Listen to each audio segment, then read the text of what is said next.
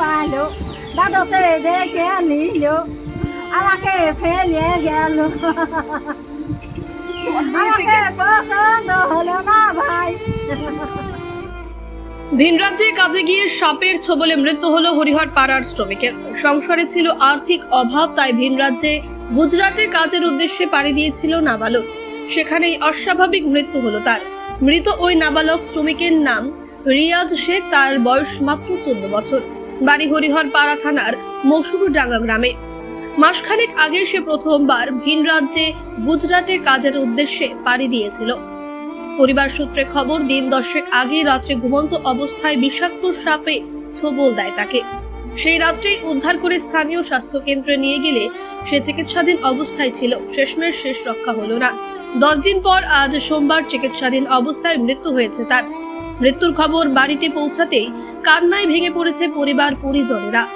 দেহ বাড়িতে ফেরার তোড়জোড় শুরু করেছে পরিবারের সদস্যরা। দেখুন, গরিব মানুষ, এখন ছেলে পেলে সবার সঙ্গে আরো অনেক পাড়ার ছেলে পেলে গেছে, সেই হিসেবে গেছে, নাহলে তো যাওয়ার বয়স হয়নি আমরাও জানি। কিন্তু আরো অনেক বাড়িঘর নাই, সব গরিব মানুষ। একবার ওর মা নাই, ওকে থেকে মা অন্য যারা পালিয়ে গেছে। কাজে যাওয়া বোধ হয় মাস 2 হবে, 2 মাস হবে, 2 মাস। এই প্রথমেই গেছে। তো বলছে অবস্থা খারাপ, আর্থিক অবস্থা একবার খুবই খারাপ ওদের। খাবার দাবার, হ্যাঁ হ্যাঁ, 2 মাসের মধ্যে ঘটনা। হ্যাঁ, রিয়াজ শেখ, মসুর টাকা ডুবে পড়া। হ্যাঁ, আসছে, নিয়ে আসছে, তাই ছিল।